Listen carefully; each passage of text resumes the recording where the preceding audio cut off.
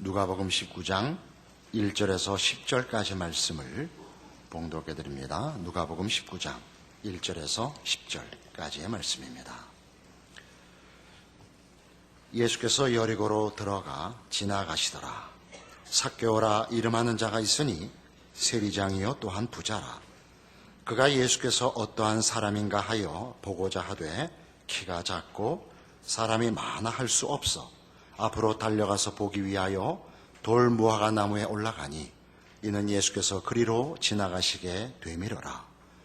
예수께서 그곳에 이르사 쳐다보시고 이르시되 삭개오야 속히 내려오라.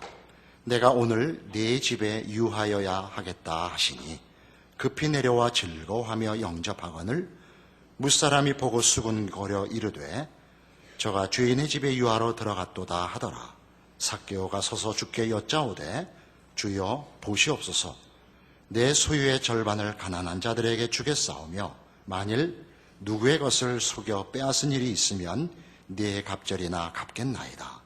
예수께서 이르시되 오늘 구원이 이 집에 이르렀으니 이 사람도 아브라함의 자손이미로다. 인자가 온 것은 잃어버린 자를 찾아 구원하려 함이니라. 오늘 본문 말씀은 여러분 잘 아시는 삭개오에 관한 이야기입니다. 그는 세리장입니다. 당시 예수님 살아계시던 당시에 이스라엘은 로마의 속국이었고 세리들은 로마를 위하여 세금을 걷는 자들이었기 때문에 이스라엘 백성들에게 미움의 대상이었습니다. 그는 이스라엘 사회에서 외면당하고 그 지탄의 대상이었는데 그가 예수님을 만나보고 싶어 하는 것을 예수님이 아시고 그 집에 찾아가시고 그를 구원하셨다 하는 내용입니다. 그 앞에 18장 35절 이하에는 그 여리고에 가까이 갔을 때 한 그 장님을 고쳐준 사건이 기록됩니다. 다른 복음서에 보면 그가 바디메오였다라고 이름이 나옵니다. 그 앞에 있었던 바디메오를 그 눈을 고쳐주는 사건에서는 예수님이 계속 다윗의 자손으로 불립니다. 38절 보시면 맹인이 외쳐 이르되 다윗의 자손 예수여 나를 불쌍히 여기소서. 39절 하반절에도 다윗의 자손이여 나를 불쌍히 여기소서. 그리하여 그 맹인을 고쳐주자 43절 곧 보게 되어 하나님께 영광을 돌리며 예수를 따르니 백성이 다 이를 보고 하나님을 찬양하는 사건입니다. 그러나 오늘 세리 집에 들어가는 것은 19장 7절에서 보듯이 무사람이 보고 수군거려 이르되 저가 죄인의 집에 유하러 들어갔도다 하더라. 이것은 그 지켜보는 사람들로 하여금 오히려 반감을 일으키고 적지 않은 저항을 일으켰다고 얘기합니다. 여기에서 예수님은 스스로를 10절에 있는 것 같이 인자가 온 것은입니다. 인자란 사람의 아들, 낮춘 이름이죠. 다윗의 자손은 다윗의 왕권을 이어 그 왕권의 진정한 완성을 이룰 자로서 큰 권세와 영광된 명칭이고 인자란 우리를 찾아오시기 위하여 친히 사람이 되시는 그리스도의 비하와 섬김의 이름입니다. 우리는 이 두 비유를 가지고 사람들이 세력으로 찾아오는 하나님의 나라를 기다리고 있었음을 쉽게 비교해서 이해할 수 있습니다. 하나님의 나라가 섬기며 용서하러 왔다는 데 대하여는 항복하지 않는 모습을 오늘의 모습에서 보는 것입니다. 하나님의 나라에 대해서 왜 그리 그 마음에 공감을 가지지 않느냐? 이 세상 나라와 하나님의 나라의 근본적인 차이가 무엇이냐? 이 세상 나라는 권력의 나라입니다. 우리 앞에서 바리새인과 세리의 기도를 비유로 하신 말씀을 기억하실 것입니다. 그 바리새인의 자기 확인은 나는 이 모든 사람들, 특히 저 세리와 다른 것을 감사합니다 였죠. 누구를 배제해서, 누구를 정죄해서 가지는 자기 확인이었고, 세리는 은혜를 구하는 자로서 대조됐었습니다. 바로 그 대조야말로 하나님의 나라와 이 세상 나라를 대조하는 가장 본질적인 내용일 것입니다. 이 세상 나라는 누구를 정죄하고 누구를 배제하여 자신들의 가치와 정체성을 확보하는 나라이고, 하나님의 나라는 누구든지 끌어안고 용서하여 자신의 정체성을 확인하는 나라일 것입니다. 이 두 나라를 조금 더 깊이 들어가서 비교를 하면, 그래서 이 세상 나라는 공포의 나라요, 하나님의 나라는 사랑의 나라인 것을 알게 됩니다. 요한일서 4장에 가시면 신약성경 391페이지입니다. 요한일서 4장에 가시면 하나님 나라의 아주 대표적인 본질을, 또는 기독교 신앙의 핵심되는 본질을 이렇게 소개합니다. 요한일서 4장 16절입니다. 하나님이 우리를 사랑하시는 사랑을 우리가 알고 믿었노니 하나님은 사랑이시라. 사랑 안에 거하는 자는 하나님 안에 거하고 하나님도 그의 안에 거하시느니라. 이로써 사랑이 우리에게 온전히 이루어진 것은 우리로 심판날에 담대함을 가지게 하려 함이니 주께서 그러하심과 같이 우리도 이 세상에서 그러하니라. 사랑 안에 두려움이 없고 온전한 사랑이 두려움을 내쫓나니 두려움에는 형벌이 있음이라. 두려워하는 자는 사랑 안에서 온전히 이루지 못하였느니라. 사랑과 두려움을 대비하고 있는데, 두려움은 뭐죠? 두려움은 죽이거나 죽거나, 그것이 본질인 세상에서는 두려움이 있을 수밖에 없습니다. 사랑 안에 두려움이 없는 것은 사랑에는 죽이고 죽는 것이 들어설 수 없습니다. 너무나 분명한 일입니다. 사랑은 더 사랑하고 더 많이 누리고 더 많이 주고 더 많이 기뻐하고의 세상이고, 두려움이란 죽고 죽이는, 살아남기 위해서 죽여야 하고 죽지 않기 위해서 늘 조심해야 되는 세상입니다. 이 둘을 대조하고 있죠. 17절에 있는 것 같이 이로써 사랑이 우리에게 온전히 이루어진 것은 우리로 심판날에 담대함을 가지게 하려 함이라. 라는 말은 무엇일까요? 예수를 믿는다는 게 무슨 뜻인지 사랑으로서 이해하지 못하면 심판이 두려워집니다. 신앙생활이 두려워집니다. 옳고 그른 것이 기독교 신앙의 기본 원리나 기준이 아닙니다. 그것은 사랑에 관한 것입니다. 우리는 아마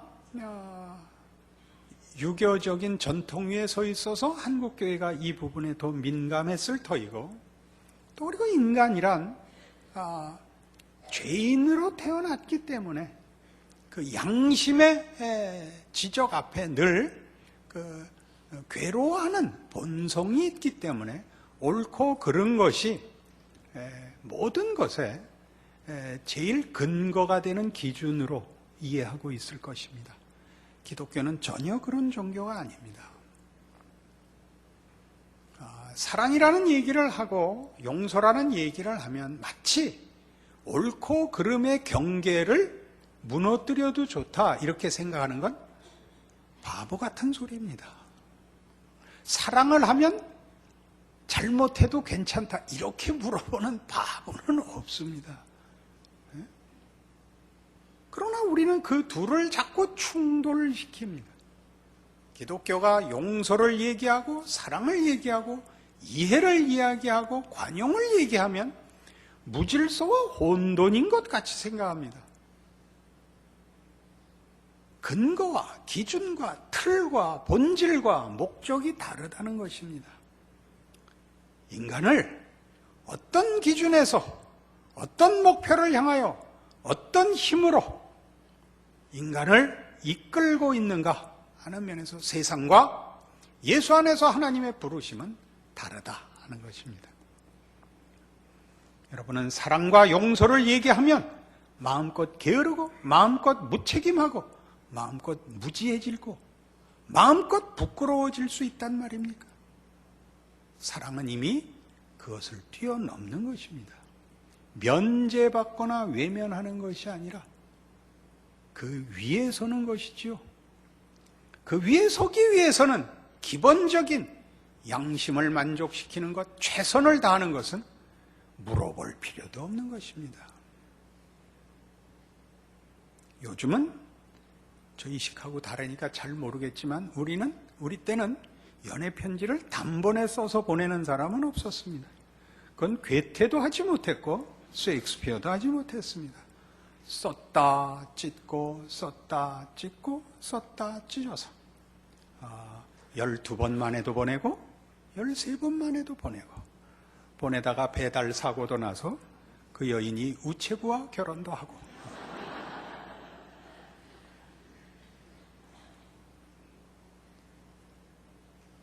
기독교 신앙의 부름의 놀라움은 하나님이 우리를 사랑으로 부르고 있다는 사실입니다. 우리는 잘못하기도 합니다. 그러나 여러분이 자녀를 기르면서 보듯이 부모가 자녀를 잘잘못을 법으로 다스리는 가정은 없습니다. 법보다 혹독하게 처벌할 수도 있습니다. 그러나 그건 사랑이기 때문입니다. 법으로 하지 않습니다.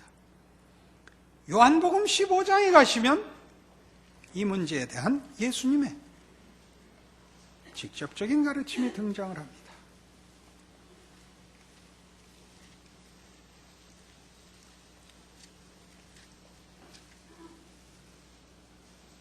요한복음 15장 9절 말씀입니다. 아버지께서 나를 사랑하신 것 같이 나도 너희를 사랑하였으니 나의 사랑 안에 거하라. 내가 아버지의 계명을 지켜 그의 사랑 안에 거하는 것 같이 너희도 내 계명을 지키면 내 사랑 안에 거하리라. 내가 이것을 너희에게 이르면 내 기쁨이 너희 안에 있어 너희 기쁨을 충만하게 하려 함이라. 내 계명은 곧 내가 너희를 사랑한 것 같이 너희도 서로 사랑하라 하는 이것이니라. 사람이 친구를 위하여 자기 목숨을 버리면 이보다 더 큰 사랑이 없나니 너희는 내가 명하는 대로 행하면 곧 나의 친구라. 여기서 친구가 왜 등장할까요? 아래 위라는 개념에서 강요하고 굴복시키는 힘이 아니라는 것이지요. 대등한 관계로의 부름입니다. 어찌 피조물이 창조주와 대등해지겠습니까마는 기독교 신앙 안에서 하나님이 예수 안에서 우리를 부르시는 구원은 하나님이 우리를 대등하게 부르십니다. 그 관계에 있어서 말입니다. 그것은 힘으로 굴복시키는 강요가 아니라 두려움에 떨며 붙잡히는 노예가 아니라 사랑하고 사랑받는 기쁨과 감사의 관계로 부름받는 것입니다. 이제부터는 너희를 종이라 하지 아니하리니 종은 주인이 하는 것을 알지 못함이라. 너희를 친구라 하였느니 내가 내 아버지께 들은 것을 다 너희에게 알게 하였음이라. 너희가 나를 택한 것이 아니요 내가 너희를 택하여 세웠나니 이는 너희로 가서 열매를 맺게 하고 또 너희 열매가 항상 있게 하여 내 이름으로 아버지께 무엇을 구하든지 다 받게 하려 함이라. 내가 이것을 너희에게 명하면 너희로 서로 사랑하게 하려 함이라. 사랑하게 하려 함이라. 우리 지금 삭개오의 비유에서 이걸 배우죠. 예수님은 사랑하러 오셨고 우리에게 사랑을 가르치러 오십니다. 앞에 바디메오의 사건에서는 사람들이 왜 예수를 칭송하고 하나님께 찬양을 돌렸을까요? 힘만 보았으니까. 소경을 낫게 하는 힘. 그러나 삭개오의 사건에서는 용서하시는 하나님에 대하여 그들이 알고 있는, 그들이 기대하고 있는 종교라는 것이 제한적인 자의 우월감을 확인시키는 힘으로, 기준으로, 그래서 누구를 배제하여, 누구를 처벌하여 확인하는 힘이었으면 좋겠다라고 저들도 모르게 고백하고 있는 것입니다. 비겁한 것입니다. 누구의 잘못을 들춰 자기의 그렇지 않음을 확인하는 것은 참으로 가난한 것입니다. 우리 늘 집안에서 일어나는 일이죠. 너 이번에 성적이 이게 뭐냐? 아무개를 봐라. 그럼 그 아무개는 이 꾸중하려는 아이보다 분명히 앞서 있는 자일 것입니다. 그러면 자식이 꼭 누구를 예로 듭니까? 자기 아래 있는 친구의 비유를 들죠. 내 밑에 여러 명 있습니다. 제가 알고 있는 친한 친구 집에 있는 아들은 한 반에 56명 중에 50등을 했습니다. 졸업반 때. 그리고 또 대학을 갔어요. 그러니까 나중에 어머니가 물었대요. 야, 네 밑에 있는 6명은 뭐냐? 3명은 운동하는 애들이었대요. 나머지 3은 취직한 애들이었대요. 내 밑에도 6명 있었어. 이것은 가난하고 비참한 것입니다. 기독교 신앙이라는 것을 다만 쟤 보래요, 저 사람 보래요, 저 사람을 처벌해 주십시오 라고 기대하고 믿는 것이라면, 여러분은 요한복음 3장 16절에 나오는 하나님이 세상을 이처럼 사랑하사 독생자를 주셨으니 라는 말을 아직도 이해하지 못하는 것입니다.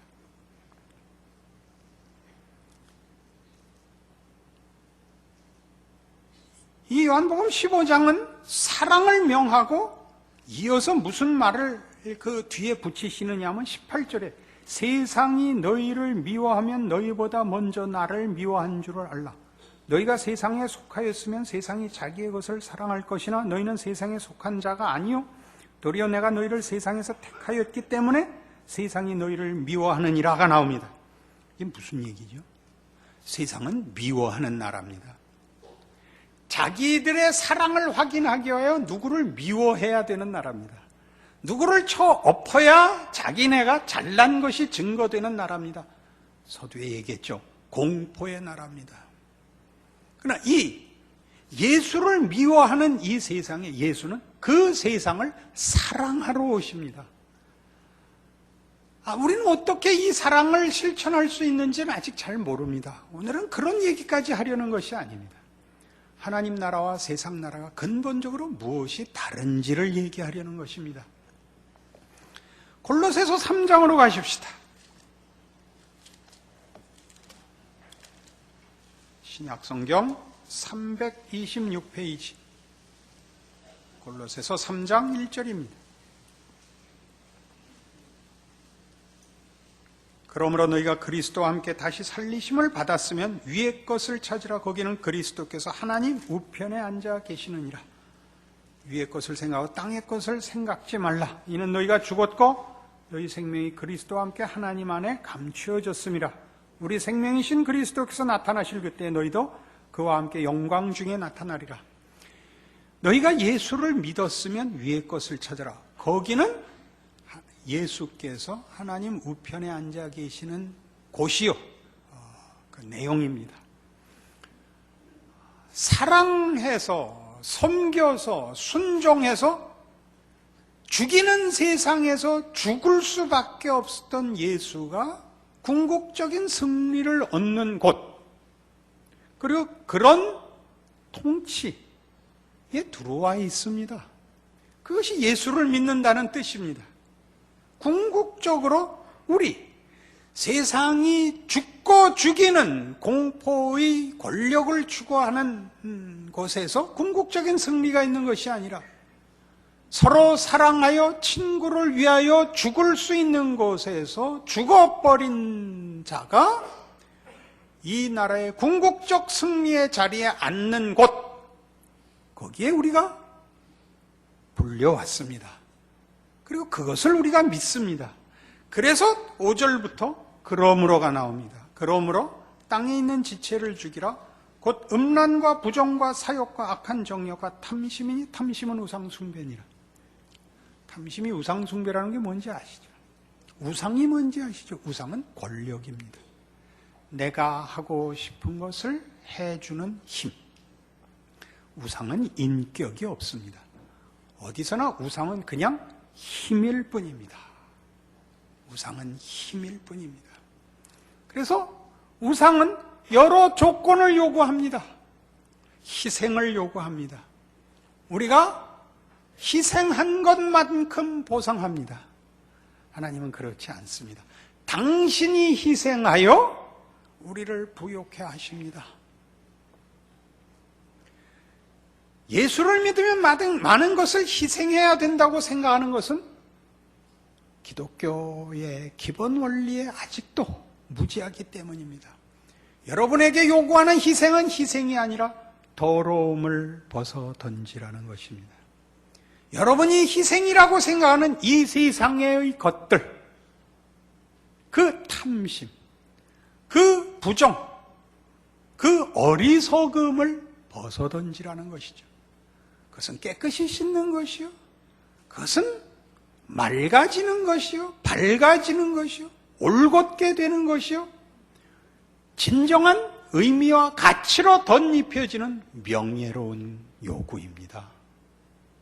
그걸 희생으로 여기는 것은 여러분의 죄악된 본성과 충돌하기 때문입니다.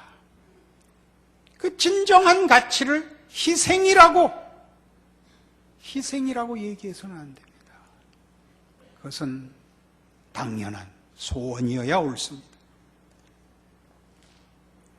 권력을 가져 내 소원을, 욕심을 채우려는 것과 분명하게 다른 하나님의 통치를 기억하십시오. 사랑을 위하여 우상을 구하는 자는 없습니다. 상대방을 소유하기 위하여, 탈취하기 위하여 우상을 요구할 수는 있어도 사랑은 우상이 끼어들 자리가 없습니다. 그래서 내가 원하는 자의 심장을 얻어야 하는 것이기 때문입니다. 그의 몸뚱아리를 묶고 오는 것이 아니기 때문입니다. 하나님이 그리하셨습니다. 당신이 인간이 되어 인간의 몸을 입고 우리의 인생을 살아 우리 곁에 찾아와 우리를 위하여 죽으십니다. 그리하여 우리의 심장을 우리 스스로 바치게 하셨습니다. 이것들로 말미암아 하나님의 진노가 임하느니라. 계속 봅니다. 너희도 전에 그 가운데 살 때는 그 가운데서 행하였으나 이제는 너희가 이 모든 것을 벗어버리라. 곧 분함과 노여움과 악의와 비방과 너희 입에 부끄러운 말이라. 이런 것들은 다 권력을 추구하는 생존을 위한 살육의 장에서만 일어나는 것들입니다. 사랑의 관계에서는 이런 것들은 일어나지 않습니다. 이런 단어들이 설 자리가 없습니다. 너희가 서로 거짓말을 하지 말라. 옛사람과 그 행위를 벗어버리고 새 사람을 입었으니 이는 자기를 창조하신 이의 형상을 따라 지식에까지 새롭게 하심을 입은 자니라. 거기에는 헬라인이나 유대인이나 할레파나 무할레파나 야만인이나 수구디아인이나 종이나 자유인이 차별이 있을 수 없나니 오직 그리스도는 만유시요 만유 안에 계시니라. 예수 안에 있는 사람들은 새 사람입니다. 어떤 의미의 새 사람이냐?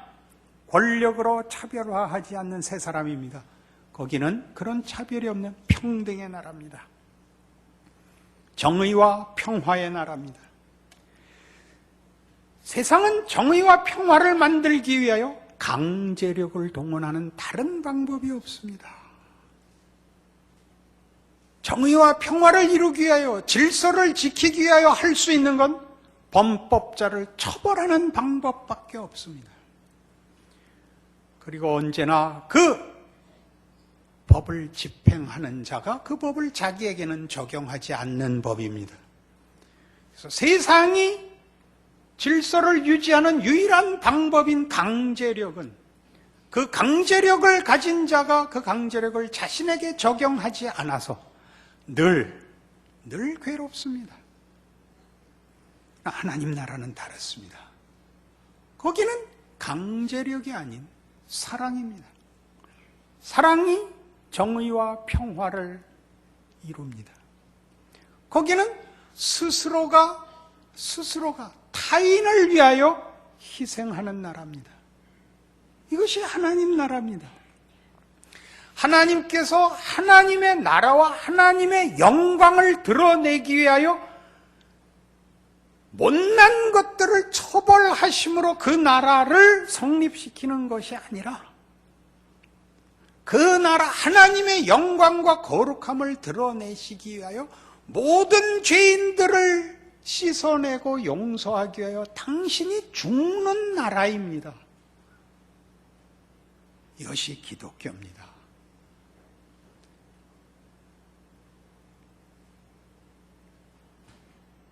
(12절) 이어봅니다. 그러므로 너희는 하나님이 택하사 거룩하고 사랑받는 자녀처럼 긍휼과 자비와 겸손과 온유와 오래 참음을 옷 입고. 왜 이런 덕목들이 나오는지 아시겠습니까? 이것 자체가 무슨 가치를 가지는 것이 아닙니다. 생각해 보십시오. 강제력이 질서를 유지하는 나라가 아니라 사랑이 질서와 평화를 이루는 나라에서 여기 나오는 긍휼과 자비와 겸손과 온유와 오래 참음은 당연한 사랑의 어떤 편린들입니다. 그 모든 걸 합쳐 적극적으로 사용될 때 우리는 그것을 사랑이라고 부르죠. 목사님, 사랑을 설교하시는데 왜 이렇게 성질을 부리십니까? 누가 누구에게 불만이 있거든 서로 용납하여 피차 용서하되 주께서 너희를 용서하신 것 같이 너희도 그리하고 이 모든 것 위에 사랑을 더하라. 이는 온전하게 매는 띠니라. 그리스도의 평강이 너희 마음을 주장하게 하라. 너희는 평강을 위하여 한 몸으로 부르심을 받았나니 너희는 또한 감사하는 자가 되라. 왜 감사가 결론에 나올까요? 감사는 약한 자의 안심입니다. 그렇지 않습니까? 감사는 약한 자의 안심입니다. 강한 자는 감사하지 않습니다. 강한 자는 고함을 지릅니다. 감사는 약한 자의, 낮은 자의 안심입니다. 참으로 감사한 나라 아닙니까?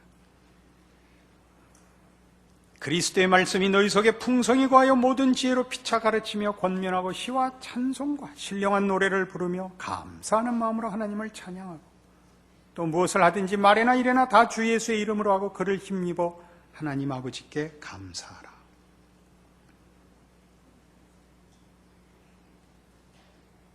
기독교 신앙의 덕목은 권력이 아닙니다. 긍휼과 자비와 겸손과 온유와 오래 참음은 권력일 수 없습니다. 그리고 그것은 보상의 조건도 아닙니다. 여기 나열된 기독교 신앙의 덕목들은 그 자체로 명예로운 것입니다. 하나님 나라의 자랑이 무엇이냐? 예수를 믿은 감사가 무엇이냐라고 물으신다면 여기에 그 답이 있습니다. 기독교 신앙 안에서만 인간은 비로소 인간다울 수 있습니다. 그것은 명예입니다. 모든 악한 방법을 동원하여 살아남기 위하여 몸부림치다 죽어버려야 되는 인생에 인간의 진정한 명예와 감사거리를 주셨습니다. 그 보상은 영생복락 이전에 이미 여기서 예수 안에서 받은 줄로 우리는 압니다. 세상이 우리에게 위협하고 우리에게 무섭게 구는 이유는 자기들이 가진 것이 없기 때문입니다. 여러분이 신앙인으로서 가진 것을 이 세상의 위협 앞에 던져버리고 도망가는 자리로부터 기독교 신앙인의 진정한 영광과 명예를 누리는 담대한 신앙인으로 이 어두움의 세상 속을, 그 한복판을 늠름하게 지나가시는 기독교인의 자랑을 보이십시오. 기도하겠습니다. 하나님 아버지의 은혜를 감사합니다. 예수를 믿고 사는 것은 통쾌한 것입니다. 이 길만이 진정한 인간이 되는 길이며 인생을 사는 길입니다. 예수 안에서 하나님의 사랑을 받고, 그리하여 우리가 누구든지 용서하고 누구에게든지 사랑을 나눌 수 있는 존재가 된 이것 말입니다. 이 자랑과 믿음을 가지고 우리의 인생을 감사 속에서 살게 된 것 모두 확인하여 각자의 삶의 버거운 짐들과 시험과 위협 아래서 그 모든 것을 감수하고도 우리를 꺾을 수 없는 우리가 가진 위대한 신앙을 드러내는 생을 사는 담대함과 믿음의 충성과 자랑을 보이는 우리 모두 되게 하여 주시옵소서. 예수님의 이름으로 기도합니다.